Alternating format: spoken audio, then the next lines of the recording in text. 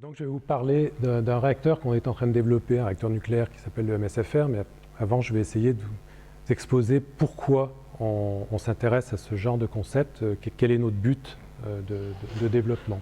Donc moi je suis directeur de recherche au CNRS, je travaille dans une équipe qui s'est donné un peu comme objectif de trouver des solutions au nucléaire actuel, les problèmes des déchets essentiellement, le problème des ressources, etc. Et donc, bon, on est quelques-uns à travailler sur ce sujet-là. Alors, d'abord, quelles sont nos motivations pour un nouveau type de réacteur nucléaire de fission? En fait, on part des problèmes de changement climatique. On a un problème d'augmentation de la population mondiale, et tous ces gens-là veulent accéder à un mode de vie proche du nôtre, ou au moins du même type. On les voit. On voit en Chine en particulier, tous les gens qui viennent dans les villes, etc. Enfin, il y a vraiment un développement important de ce point de vue-là. En fait, tous ces pays émergents vont faire une augmentation de la demande énergétique. On a beau, nous, faire des efforts pour moins consommer, même si eux, ils font des efforts, avec le nombre, forcément, il y aura une augmentation de la demande énergétique. Bon, en même temps, l'utilisation des énergies fossiles, 80% de l'énergie consommée en énergie primaire actuellement, provoque le changement climatique. Et le changement climatique, c'est vraiment, pour moi, c'est la pire des choses qui pourra arriver à notre société. C'est pas la planète, elle s'en fout un peu, elle s'en remettra. C'est notre société qui s'en remettra pas. Et il existe 4 leviers, plus un, pour lutter contre le problème en fait, des émissions de CO2, donc des énergies fossiles. Bon, les économies d'énergie, bien sûr, c'est le premier poste. Développer les énergies renouvelables, bien sûr, puisque ce sont des énergies qui n'émettent pas de CO2. Développer la capture-séquestration du CO2, parce qu'on n'empêchera pas de toute façon un certain nombre de pays de consommer leur charbon en particulier. Et puis, développer le nucléaire. Vous avez 4 options, vous pouvez chercher, il n'y en a pas d'autres. Quand vous avez passé tout ça en vue, il n'y en a pas d'autres. Alors si, la plus 1, c'est aller modifier explicitement le climat en essayant de rajouter des choses dans l'atmosphère, faire du bricolage. Donc on évite. Alors si on veut que le nucléaire joue son rôle, puisque si vous avez 4 options, si vous en enlevez une, déjà avec les 4, on n'est pas sûr d'y arriver, vous en enlevez une, vous n'y arriverez pas, c'est certain.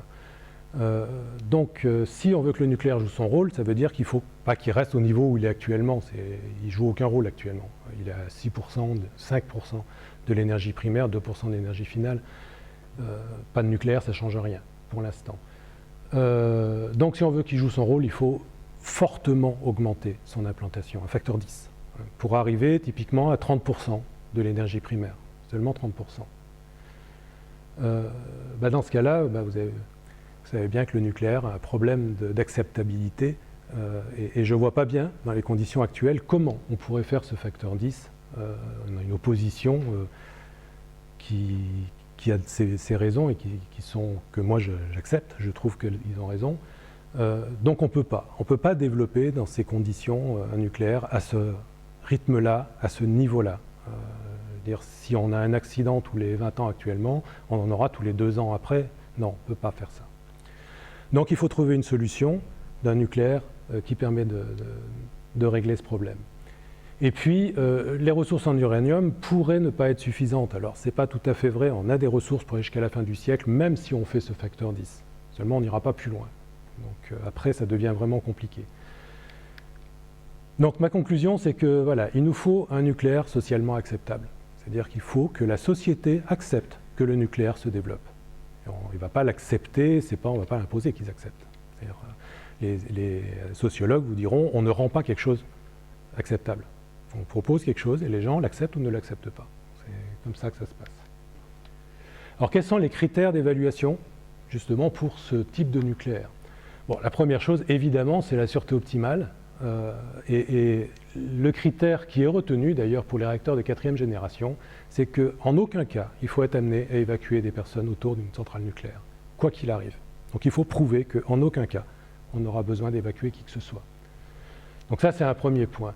Et pour arriver à ça, il y a un certain nombre de critères seconde zone, je dirais, qui permettent de faciliter ça. Alors par exemple, tous les coefficients de contre-réaction doivent être négatifs, c'est-à-dire que chaque fois qu'il y a une évolution dans le réacteur, quelque chose qui se passe dans le réacteur, il faut que automatiquement et complètement passivement, il réagisse en sens inverse, de manière à ce qu'il soit très stable. Et que du coup, on réduit considérablement le risque d'accident. Ensuite, il ne faut pas qu'il y ait de matériaux fortement réactifs dans ou à proximité du réacteur. En gros, éviter tout risque de suraccident. Si jamais il y a un accident, il faut que ça s'arrête là tout de suite. Alors pour deux raisons. D'abord parce que c'est plus simple. Ensuite, c'est plus facile à expliquer quand on dit ça se passe comme ça, voilà, et puis c'est tout. Alors que s'il y a des si qu'il faut ensuite tergiverser pour dire oui, mais on a prévu ça derrière, oui, mais on a ça, c'est sûr qu'au niveau de l'acceptabilité sociale, ça passe jamais.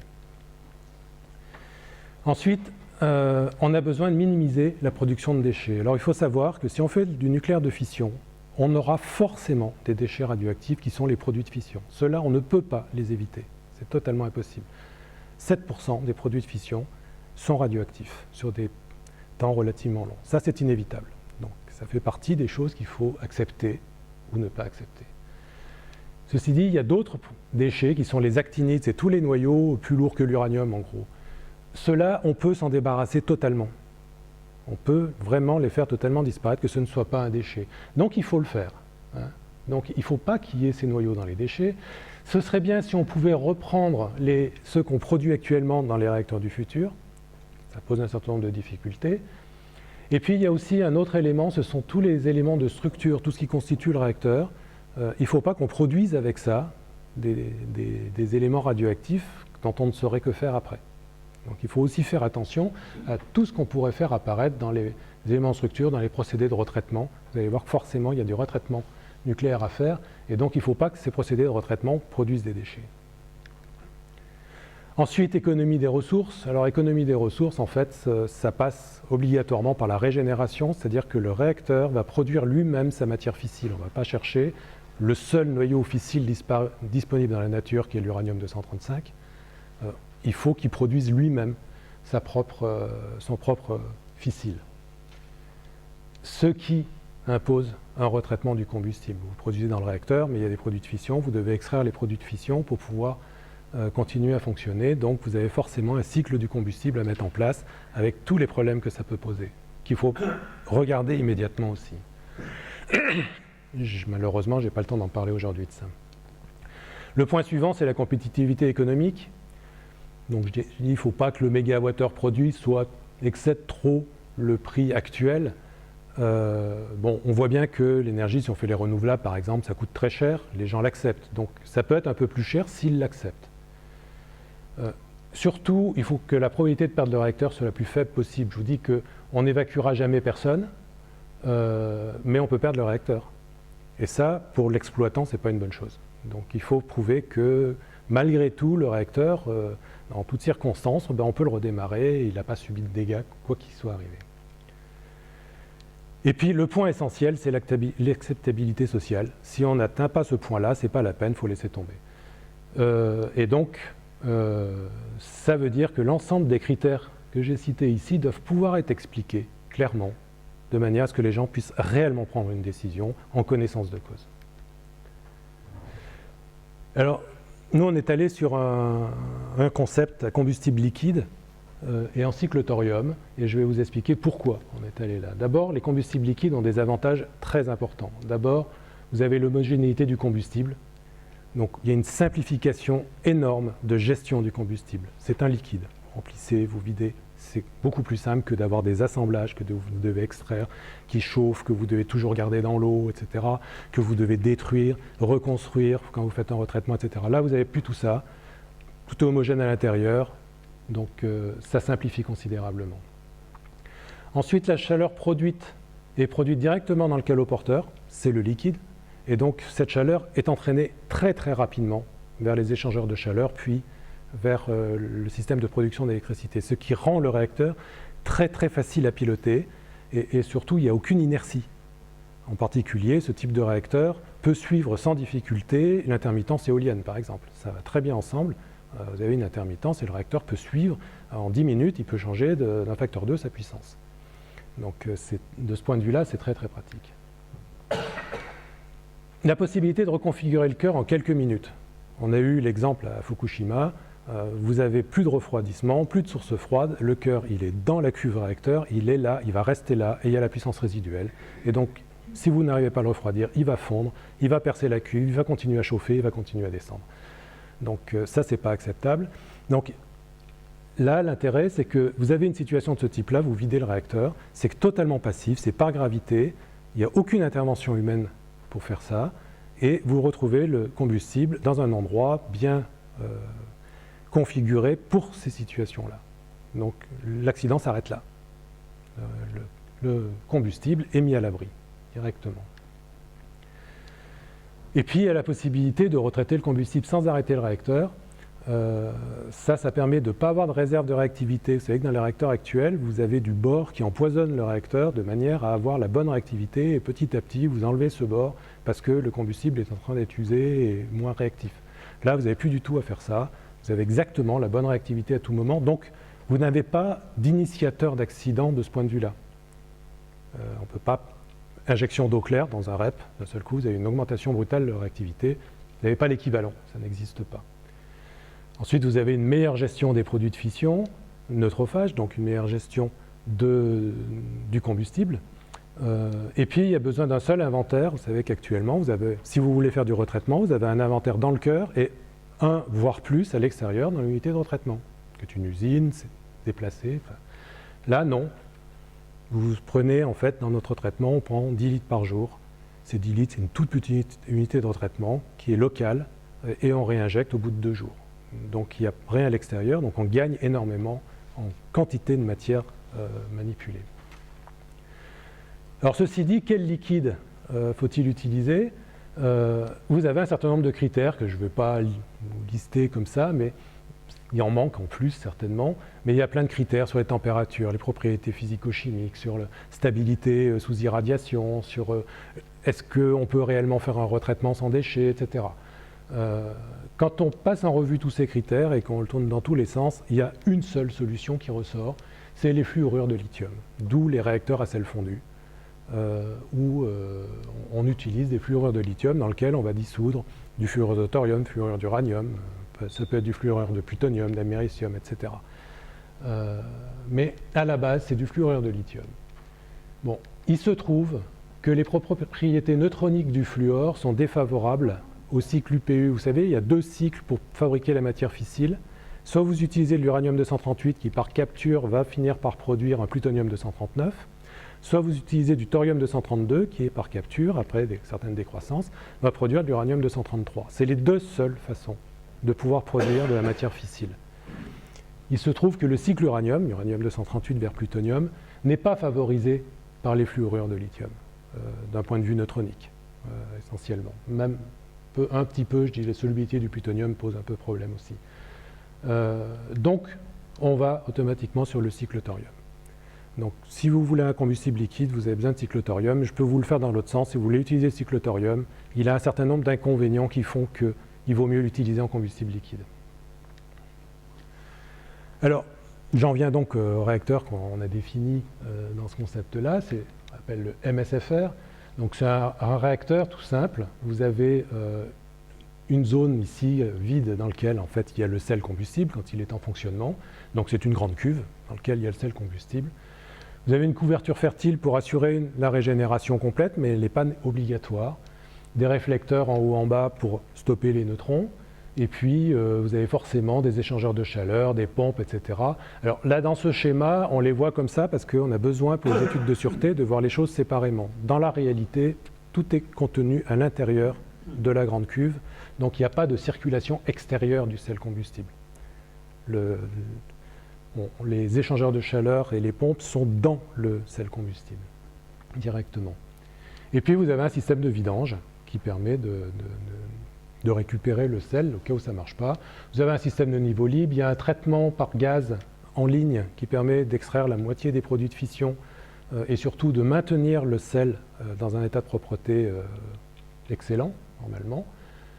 Qui fonctionne avec des bulles, c'est exactement la même chose que la pluie qui nettoie l'atmosphère quand il pleut. Ben là, c'est le contraire, c'est un gaz qui nettoie avec des bulles le liquide.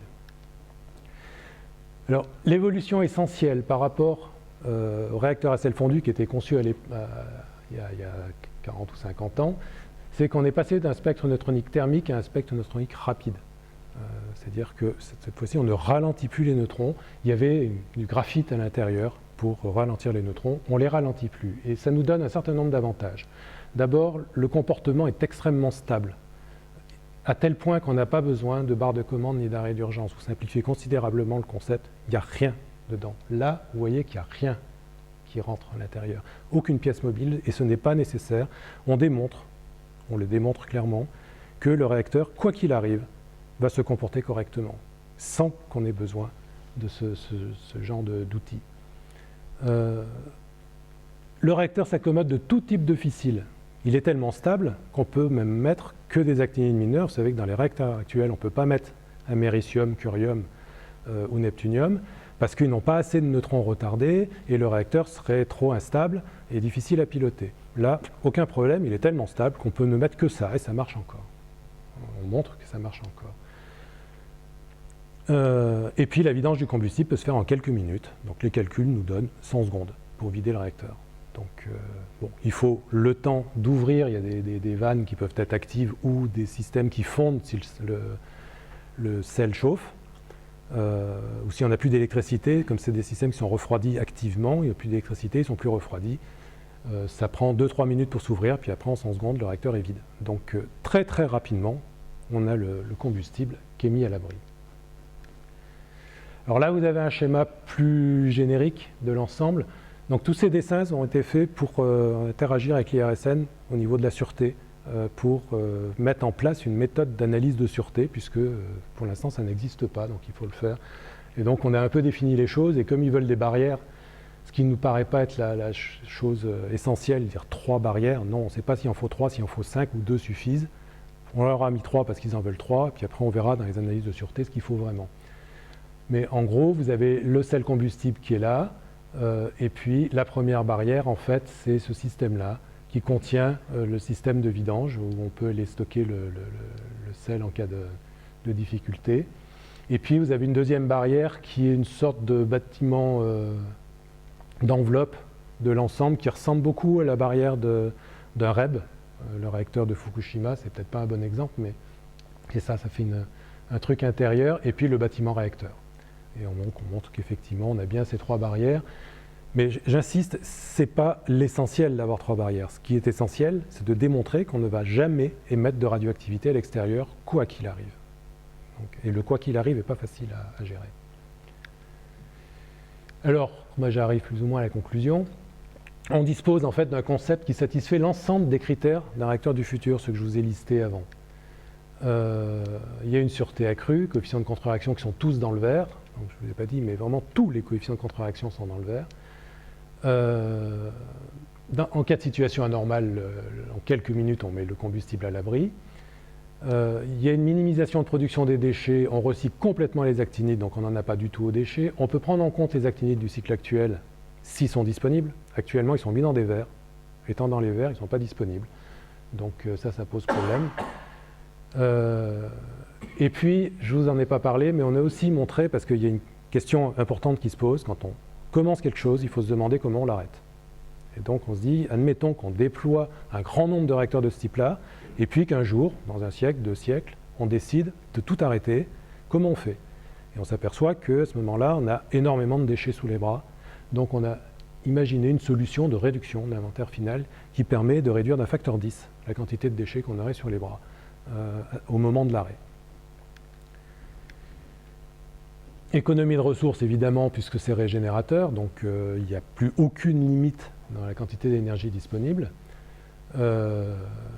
Et puis, compétitivité économique, pour l'instant, on ne peut rien dire, évidemment, puisque c'est que des études papier. Mais comme on simplifie au maximum à chaque fois qu'on a des options, on essaie de trouver la solution toujours la plus simple, de manière à ne pas alourdir le système, et surtout, ce n'est pas pour une question de prix, c'est parce que l'étude de sûreté est difficile si on rajoute des systèmes supplémentaires. Donc on essaie de ne pas en rajouter. Mais ceci devrait normalement aller vers un coût moins important, moins élevé. Voilà. Et puis pour finir, ce réacteur, donc là vous en avez une vue un peu plus réaliste, quoique on a encore les pompes et les échangeurs à l'extérieur alors qu'ils sont à l'intérieur. On n'a pas encore de dessin avec le système intérieur, parce qu'on a du mal à le dessiner, mais on le fera.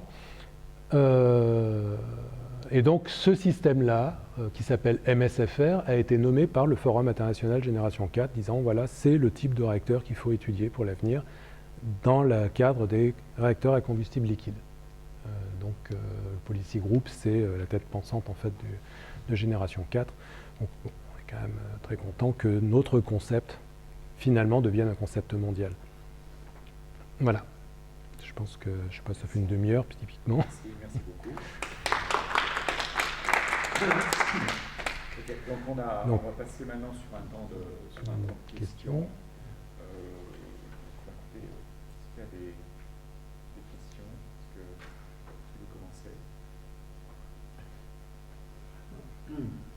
La première question qui vient à l'esprit est la suivante. Pourquoi, si ce réacteur a autant de qualité, n'a-t-on pas commencé à le développer plus tôt?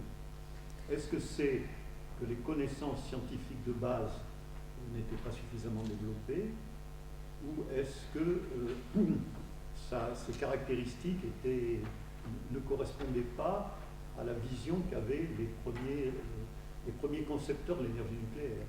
Alors, concrètement, ce type de réacteur, non, n'avait jamais été envisagé. Et on l'a un peu trouvé par hasard, en faisant des études systématiques, grâce au fait qu'on peut faire des calculs Monte-Carlo, qu'on a des ordinateurs très performants. Enfin, ça date de 2004, mais déjà à l'époque. Et donc, en faisant des études systématiques, on est tombé sur ce concept. On n'y a pas cru pendant au moins un an. On s'est dit, non, c'est pas possible. C'est pas possible, on ne voit pas. Il a que des avantages, il n'y a plus d'inconvénients, on ne voit pas. Et bon, on a fini par se dire, bon, bah ok, on va essayer d'aller plus loin là-dessus, ça paraît quand même très intéressant.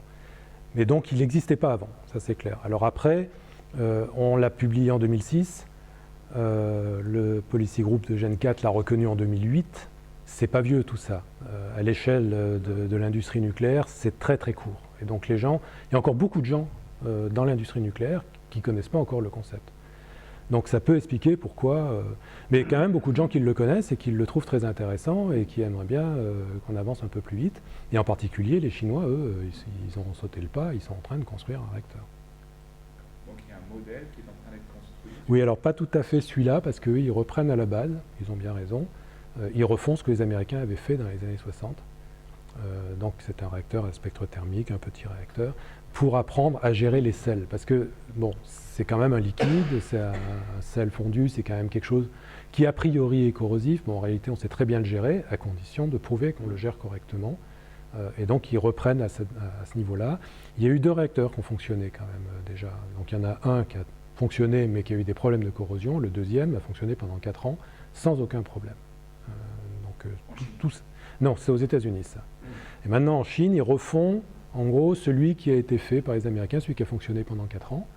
Ils sont en train de refaire ce concept-là et donc ils nous ont dit après, donc pour eux c'est loin, c'est en 2017 ils nous ont dit, donc c'est dans 2 ans, on va commencer à s'intéresser à votre concept et essayer d'en construire un. Donc ils ont des centaines de millions de dollars, ils ont créé un laboratoire pour faire ça, etc.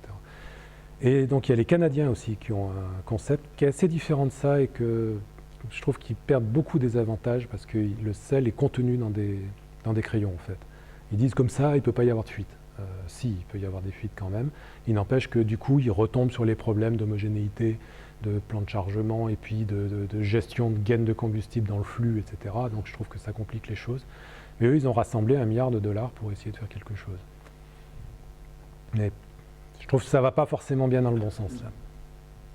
En termes de puissance électrique générée, un réacteur de ce type-là, est-ce qu'on a une idée de comment est-ce que compare par rapport à un réacteur classique installé en France?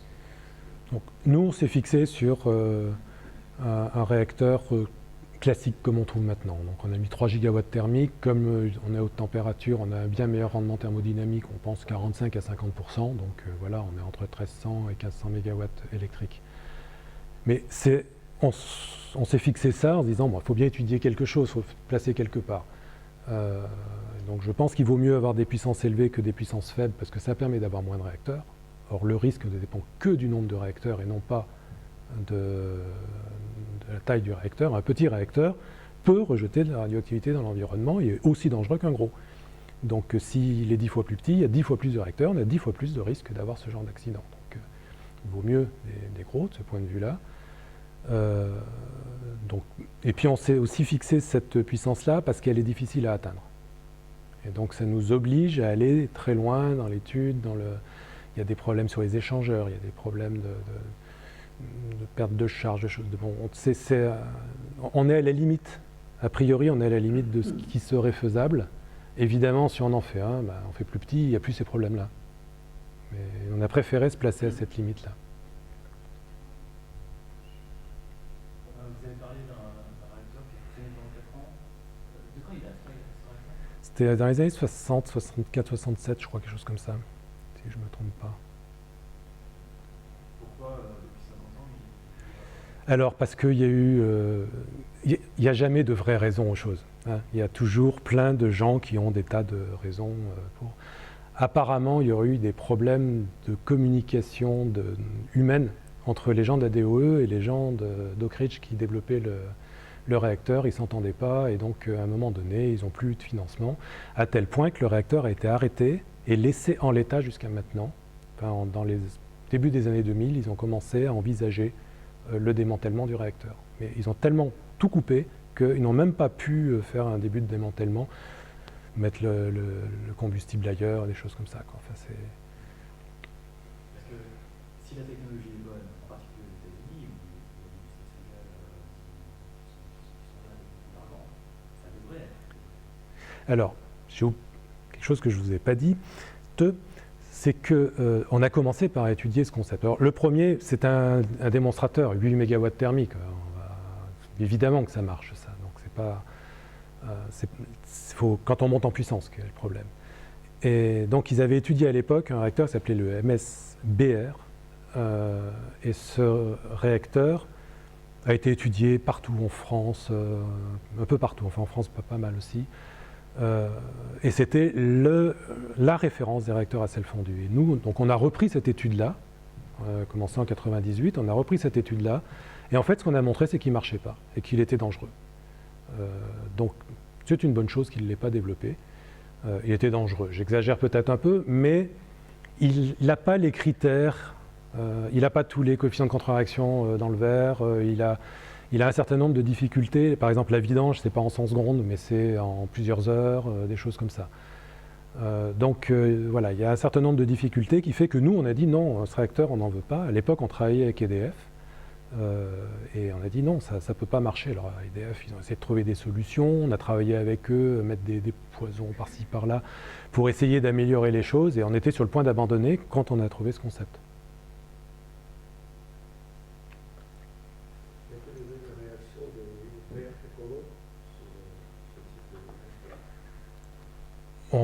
Il n'y a pas de... Moi, je discute volontiers avec ces gens-là. D'ailleurs, j'ai même de très bons copains dans sortir du nucléaire. Non, les gens trouvent intéressant de s'intéresser à un concept différent. Parce que l'opposition au nucléaire, en fait, essentiellement, ce que j'arrive à en comprendre, parce que c'est très très compliqué de comprendre ça, parce que d'abord, il y a beaucoup d'idéologie, et puis après, il y a des vraies raisons. Alors, il faut déjà bien nettoyer. Et en fait, il me semble que la vraie raison, c'est l'évacuation des gens. C'est-à-dire qu'on ne peut pas accepter que l'on va perdre du territoire. On a un accident, Tchernobyl, Fukushima, les territoires sont perdus, ils sont radioactifs, les gens ne peuvent plus y aller, ce qui n'est pas tout à fait vrai, mais bon, c'est ce qui est dans l'inconscient collectif. Et donc on a perdu tous ces territoires pour des temps, on ne sait pas combien de temps. Et ça, ce n'est pas acceptable. Et en réalité, quand on explique qu'en fait, voilà, mais il n'y aura jamais besoin de faire ça. Mais je le dis, c'est une chose, le démontrer en est une autre. D'accord ? Donc pour l'instant, on ne l'a pas démontré. C'est notre but. On veut le démontrer. Si on n'y arrive pas, soyons clairs, si dans nos études, à un moment donné, on se dit non, finalement, c'est pas possible, on laissera tomber. Il n'est pas question de développer un truc coûte que coûte. Il faut le développer que si ça va vraiment dans le sens de ce qu'on a envie que ça fasse. Bon, a priori, toutes les études de sûreté qu'on a faites jusque-là vont dans le bon sens. On n'a pas d'indice nous disant qu'on risque d'avoir un problème.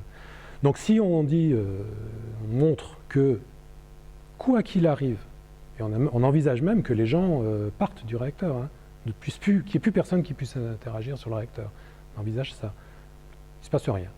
Il ne se passe rien, on revient 50 ans plus tard, tout va bien, voire même le réacteur peut être redémarré. Donc voilà, c'est ça qu'on vise. Attendez. Oui. Vous pouvez lever la main. Oui, mais il n'a pas vu de derrière, donc je veux bien.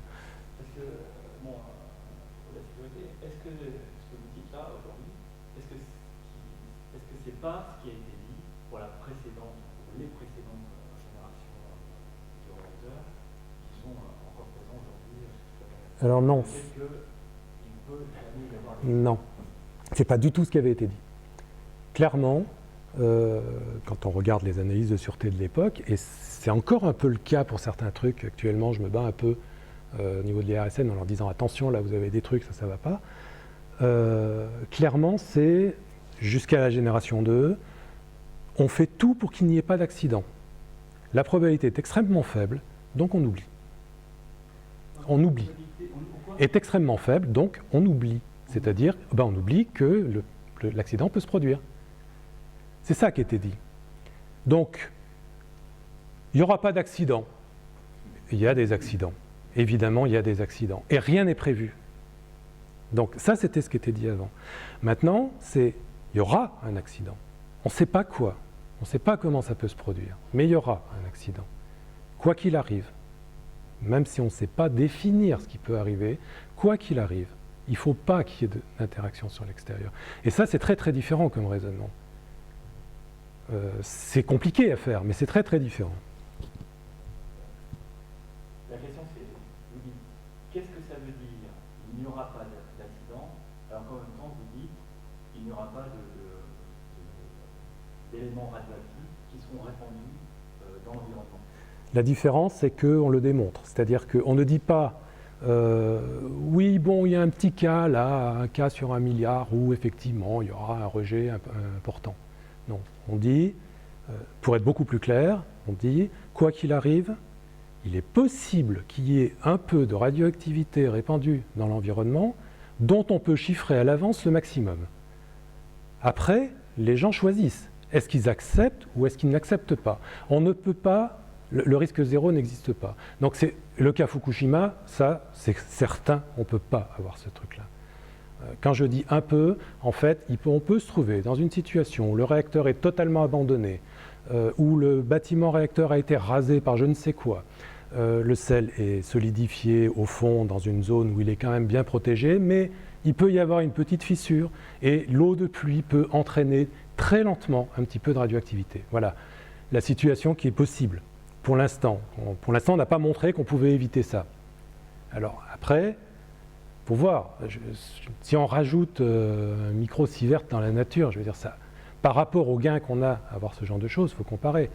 Ça n'oblige pas les gens à évacuer. Tant qu'on n'a pas dépassé quelques millisieverts, je dirais même 10 millisieverts, ça n'oblige pas les gens à évacuer. On sera largement en dessous. Et en plus, si on est dans cette situation, c'est parce que personne ne peut intervenir. Donc il n'y a personne dans l'environnement. S'il y a des gens dans l'environnement, c'est qu'ils peuvent intervenir. Donc on est dans une situation qui est vraiment... Mais on se trouve dans des trucs qui sont... Est-ce que je comprends bien? Là, on est en train de parler d'un côté le cas extrême du réacteur classique où il y avait vraiment un gros dommage à l'environnement. Oui. Et là, est-ce que vous êtes en train, est-ce que j'ai bien compris, vous êtes en train de dire, en cas effectivement de quelque chose, je sais pas, un avion qui tombe sur le réacteur, par exemple. Là, il ne se passe rien. Là, il ne se passe rien, c'est clair. Et bien, effectivement, voilà le dommage maximum qui pourrait avoir lieu dans ce cas-là, et vous avez comparé le dommage maximum des centrales actuellement en place et le dommage maximum que pourrait faire ce niveau en fait, centrale. Voilà. C'est ça. Ce qu'il faut dire, c'est qu'on ne s'est pas contenté de réduire le risque, on a aussi considérablement réduit les conséquences. Non seulement le risque est beaucoup plus faible, mais en plus les conséquences sont négligeables, sont vraiment négligeables. Alors après, évidemment, il y a des gens qui pensent qu'un becquerel c'est mortel. Évidemment, on sait bien que c'est pas vrai. Et que donc 10 millisieverts, c'est rien, on peut vivre avec 10 millisieverts par an avec aucun risque. Malheureusement, c'est impossible à démontrer parce que S'il y avait un risque, c'est tellement faible que c'est impossible à mettre en évidence.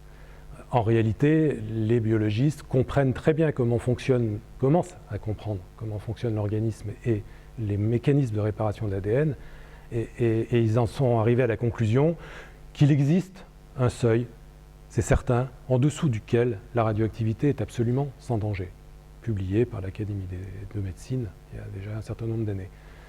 Et en fait, voilà, si on est en dessous d'un certain seuil, il n'y a pas de risque. On a des risques qui sont considérables à côté de ça. Je veux dire, les gens qui fument, c'est typiquement 100 millisieverts par an l'équivalent au niveau mortalité.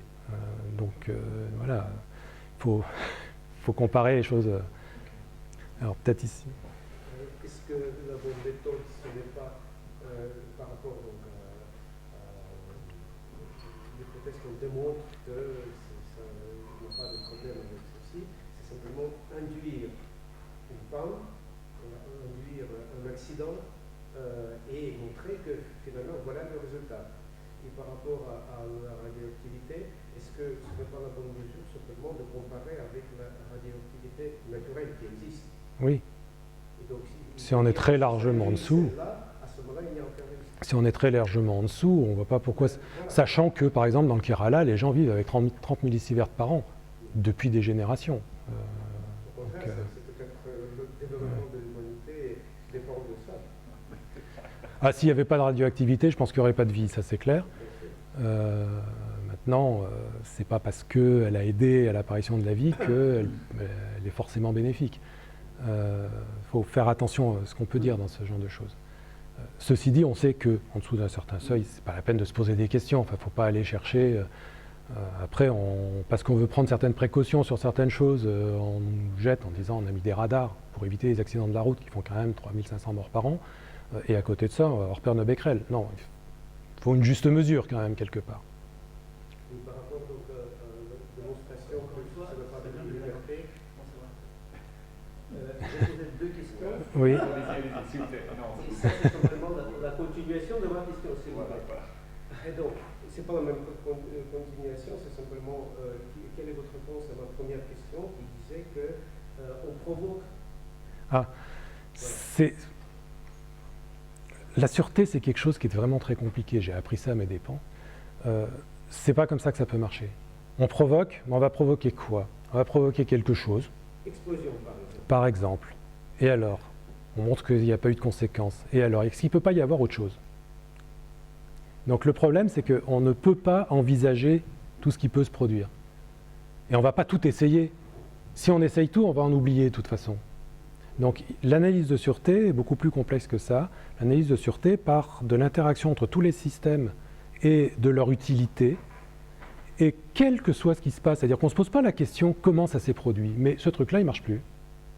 Et puis, il y a une analyse derrière qui se passe. Et ce n'est pas ce truc-là, tout est essayé. On fait toutes les combinaisons possibles de choses qui ne marchent plus, et on regarde les conséquences. Et c'est beaucoup plus performant que d'essayer un cas particulier qui justement ne va jamais se produire, mais celui qu'on n'a pas essayé, c'est lui qui va se produire. Donc voilà. Et c'est vrai que la sûreté, quand on fait de la sûreté sur des systèmes à un niveau, bon, allez, il faut que ce soit à peu près sûr, ça marche bien comme ça, on essaie les trucs les plus probables, bon, tout va bien. Là, on est à des niveaux très très bas de risque, sauf qu'on n'a pas le droit à un seul accident. Donc c'est la différence. Et l'aviation, ils sont extrêmement sûrs, l'aviation. Il y a quand même des accidents. Finalement, on les accepte quand même. Sur le nucléaire, non. C'est zéro. Il faut arriver vraiment à zéro. Je vais faire une remarque, c'est que vous parlez de la question, vous parlez de celui qui fume. La différence avec le réacteur nucléaire, c'est que celui qui fume ou celui qui prend un avion, il choisit pour pouvoir rester. Alors que celui qui éclaire la lumière, naturellement sur la planète, celui qui éclaire la lumière, il ne choisit pas. D'accord. Je n'ai pas choisi, quand je suis né à Bordeaux, je n'ai pas choisi d'habiter à quelques kilomètres de Blaye ou même en fait d'autres réacteurs. Oui, mais vous n'avez pas choisi aussi d'autres risques que vous prenez tous les jours sans le savoir. Donc oui, bien sûr. Mais vous choisissez quand même d'éclairer la lumière. Vous avez besoin d'électricité. Alors vous allez me dire, on va mettre des panneaux photovoltaïques ou on va mettre des éoliennes. Ok, vous savez qu'il y a quand même des morts pour construire les éoliennes, il y a des morts pour poser les panneaux. Donc, alors vous allez dire, ceux-là, ils choisissent parce que c'est leur travail. Non, ils ne choisissent pas. Ils ont un travail, ils sont contents d'en avoir un, parce qu'il y en a qui n'en ont pas. Moi, cet argument qui dit on choisit pas, je ne suis pas d'accord, on ne choisit pas. De toute façon, on ne choisit pas. Donc tout ce qu'on peut faire, c'est donner un avis. Et après, si on est vraiment démocratique, on fait en fonction de la démocratie. En plus, on choisit les tarifs. On ne choisit pas les tarifs, oui. On va poser votre question encore. Une question sur un bon, je ne suis pas d'accord avec ça. Ouais, attendez, juste sur les fumeurs, vous croyez qu'ils choisissent les gens de fumer? Moi, je ne crois pas. Le nombre de personnes qui veulent arrêter de fumer qui n'y arrivent pas, ils ne choisissent pas ces gens-là. Les non-fumeurs à côté. Et les non-fumeurs en plus. Bon, d'accord. Ok. Autre question. Donc, tout à l'heure, vous avez évoqué donc, la radioactivité qui existe dans la nature. Est-ce que la différence entre les atomes radioactifs naturels et ceux qui sont produits par la centrale nucléaire, qui sont des atomes radioactifs non naturels, qui sont artificiels, qui n'existent pas dans la nature, est-ce que la différence, c'est pas que les organismes vivants, dont les humains, dont les sapiens, peut les absorber et les fixer dans le corps, comme par exemple l'iode qu'on fixe par les thyroïdes ou le strontium. Un strontium 90, il est méchant, lui. Lui, il est vraiment méchant. Et l'organisme n'est pas du tout habitué à Alors, c'est la même radioactivité. En particulier, on a que je ne me trompe pas, le potassium 40 qu'on a dans l'organisme est bien plus dangereux que la plupart des éléments radioactifs dits artificiels, qui sont tout aussi naturels d'ailleurs. C'est la nature de toute façon. C'est la même radioactivité. Je peux finir, je réponds à ma question. C'est la même radioactivité. C'est des gamma, des alpha, des bêta, et on sait comment l'organisme réagit.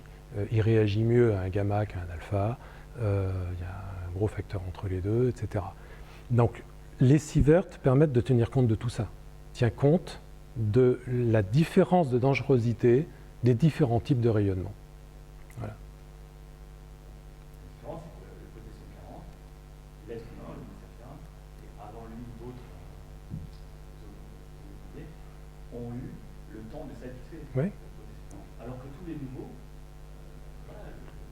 ça provoque des cancers. Mais c'est la même radioactivité, il n'y a pas de différence. Ce sont des rayons gamma. C'est les mêmes. Il n'y a aucune différence. Absolument aucune. Non, sur les conséquences sur l'organisme, il n'y a aucune différence. Aucune. À tel point d'ailleurs qu'on aimerait bien montrer la différence entre des cancers radio-induits des autres cancers. Et on n'arrive même pas à faire cette différence.